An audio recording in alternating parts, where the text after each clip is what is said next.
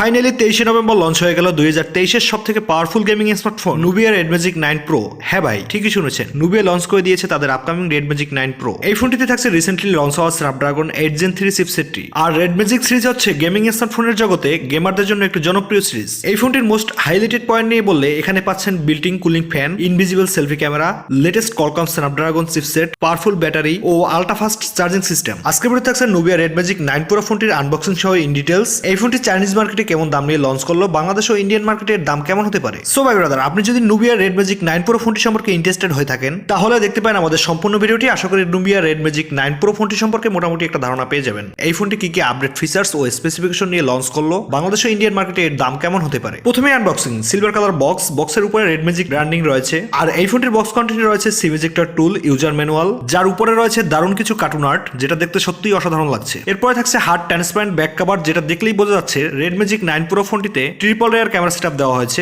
এরপরে থাকছে type C to type C charging cable ও 80 ওয়াটের আল্ট্রা ফাস্ট চার্জার। সবশেষ নুবিয়া রেড ম্যাজিক 9 প্রো ফোনটি, যেটা প্লাস্টিক পলিকার্বন দিয়ে মোড়ানো। এই ফোনটি হাতে নিলে বেশ প্রিমিয়াম একটা ফিল দেয়। তবে রেড ম্যাজিক 9 প্রো ফোনটি দুইটি ভেরিয়েন্টে চায়নাতে লঞ্চ করেন, নন ট্রান্সপারেন্ট ও ট্রান্সপারেন্ট এডিশন। আর এটা হচ্ছে রেড ম্যাজিক 9 প্রো ফোনটির ট্রান্সপারেন্ট এডিশন। ব্যাক সাইডে যেমনটা বলেছিলাম ট্রিপল লেয়ার ক্যামেরা সেটআপ দেওয়া হয়েছে। তবে ব্যাক সাইডে গ্লাসে খুব সহজে ফিঙ্গারপ্রিন্ট বসে যাচ্ছিল। আর ক্যামেরা বাম্পের ঠিক উল্টো পাশে লেফট সাইডে মেনশন করা হয়েছে স্ন্যাপড্রাগন 8 Gen 3 চিপসেটটির কথা। সত্যি বলতে এই আইডিয়াটা অনেক ইউনিক ছিল। ওভারঅল এই ছিল ট্রান্সপারেন্ট ব্যাক, দেখতে অনেক বেশি প্রিমিয়াম লাগছিল। এবার যদি আমরা এই ফোনটির রাইট সাইডে আসি, দুই কর্নারে দুটি ভলিউম স্পিকার, এরপর থাকছে adjust fan, volume up and down button ও পাওয়ার বাটন। লেফট সাইডে থাকছে সেকেন্ডারি অ্যাডজাস্ট ফ্যান, উপর দিকে থাকছে noise cancellation mic, 3.5mm headphone jack, নিচের দিকে ইউএসবি টাইপ সি পোর্ট ও সিম কার্ড ট্রে। ওভারঅল এই ছিল নুবিয়া রেড ম্যাজিক 9 প্রো ফোনটির ফিজিক্যাল ওভারভিউ। এবার যদি আমরা এই ফোনটির ডিসপ্লের দিকে আসি, এই ফোনটিতে ব্যবহার করা হয়েছে 6.8 ইঞ্চি সাইজের 1116x2480 পিক্সেলের অ্যামোলেড প্যানেল, যেটা 144 হার্টজের রিফ্রেশ রেট রয়েছে, পিপিআই ডেনসিটি 387, এর পিক ব্রাইটনেস 1300 নিটস, যেটা অনেক বেশি ব্রাইটনেস প্রোভাইড করে থাকে আউটডোর বা সানলাইটে। এছাড়া থাকছে ইন ডিসপ্লে ফিঙ্গারপ্রিন্ট সেন্সর, যেটা অনেক বেশি ফাস্ট অ্যান্ড একুরেট। ক্যামেরা সেকশনে রেড ম্যাজিক 9 প্রো ফোনটিতে যেমনটা বলেছিলাম ট্রিপল লেয়ার ক্যামেরা সেটআপ দেওয়া হয়েছে,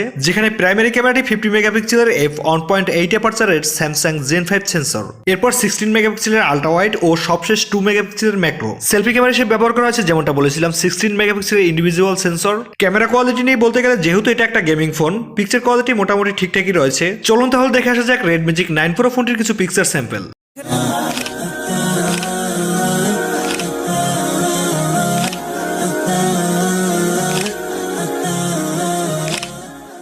এই ফোনটির মেইন ক্যামেরায় ভিডিও রেকর্ড করা যাবে 8K 30 fps, 4K 30 থেকে 60 fps এবং 180p 30 থেকে 240 fps পর্যন্ত। সফটওয়্যার দিকে আসলে থাকছে red magic OS 9.0, out of the box থাকবে অ্যান্ড্রয়েড 14। পারফরমেন্সের দিক থেকে যেমনটা বলেছিলাম এই ফোনটিতে ব্যবহার করা হয়েছে 2023-এর লেটেস্ট একটি প্রসেসর কলকম স্ন্যাপড্রাগন 8 Gen 3, সাথে LPDDR5X RAM এবং স্টোরেজ টাইপ UFS 4.0। আর এই ফোনটিকে ঠান্ডা রাখতে ব্যবহার করা হয়েছে 10182 square millimetre vapour cooling chamber, যেটা এই ফোনটির উৎপন্ন হওয়া তাপকে 25 ডিগ্রি সেলসিয়াসে নামিয়ে আনতে সক্ষম। এর অন্তত স্কোর ছিল 2.29 মিলিয়নের উপরে। তো গেমাররা বুঝতেই পারছেন এই ফোনটি থেকে কেমন পারফরমেন্স পাওয়া যাবে। তবে একটা ইন্টারেস্টিং বিষয় হলো জেটটি এবার তাদের নিজেদের তৈরি R2 Pro চিপটি এই ফোনটিতে ব্যবহার করেছে। এই চিপটির মূল কাজ হলো হ্যাপটিক ফিডব্যাক, অডিও এবং টাচ স্যাম্পলিং রেটের মতো ফিচারগুলোকে আরো বেশি স্মুথ করে। আর গেমিং এর ব্যাপারে বললে এই ব্র্যান্ডটি ক্লেম করছে গ্যানশিং ইম্প্যাক্ট 60 মিনিট খেলার পরে এভারেজ ফ্রেম রেট 60 fps পর্যন্ত পাওয়া যাচ্ছিল। বুঝতেই হবে পাওয়ারফুল চিপ, সাথে ফোনটি ঠান্ডা রাখার জন্য সকল ব্যবস্থা রয়েছে। তাই এখানে গেমিং পারফরমেন্স যে দুর্দান্ত হবে তা আর বলার অপেক্ষা রাখে না। আদার্স ফিচার্স নিয়ে বললে এখানে থাকছে 520 হার্টজের টাচ শোল্ডার বাটন, যেটা মূলত গেমিং এর জন্য। ব্যাটারি ও charger Nubia red magic 9 pro ফোনটিতে ব্যবহার করা হয়েছে 6500 mAh এর একটি ব্যাটারি এবং সাথে দেওয়া হয়েছে 80 ওয়াটের ফাস্ট চার্জার, যেটা থেকে এই ফোনটিকে একবার ফুল চার্জ করতে সময় লাগবে 35 মিনিটের মতো। তাই অনায়াসই বলা যায় চার্জিং ব্যাকআপ ও চার্জিং টাইম নিয়ে ভাবতে হচ্ছে না গেমারদের, কেননা এই ফোনটি থেকে একজন মিনিমাম ইউজার 2 দিনের মতন ব্যাটারি ব্যাকআপ পেয়ে যাবে। আর একজন professional gamer screen on time 7 থেকে 8 ঘন্টার মতন গেম প্লে করতে পারবে। সবশেষ যদি আমরা রেড ম্যাজিক 9 প্রো ফোনটির প্রাইসিং এর দিকে আসি, চাইনিজ মার্কেটে এই ফোনটি 4999 ইউয়ানে লঞ্চ করে, যেটা ইন্ডিয়ান রুপিতে কনভার্ট করলে 55,000 মতন পড়ে যায়, বাংলাদেশ টাকায় প্রায় 68,000 টাকার মতো। আর এই ফোনটি হয়তো খুব শীঘ্রই বাংলাদেশ ও ইন্ডিয়ান মার্কেটে আনঅফিসিয়ালি চলে আসবে। সো ভাই ব্রাদার, এইরকম প্রাইস পয়েন্টে এই দুর্দান্ত গেমিং স্মার্টফোনটি কেমন হতে চলেছে অবশ্যই কমেন্ট করে জানাবেন। আজকের ভিডিও এই পর্যন্তই। ভিডিওটি ভালো লাগলে অবশ্যই একটি লাইক ও পাশে থাকা লাল সাবস্ক্রাইব বাটনটি প্রেস করে বেল আইকনটি বাজিয়ে নিন। আজকের মতো বিদায় নিচ্ছি, দেখা হবে পরবর্তী কোনো ভিডিওতে। সবাই ভালো থাকবেন, সুস্থ থাকবেন।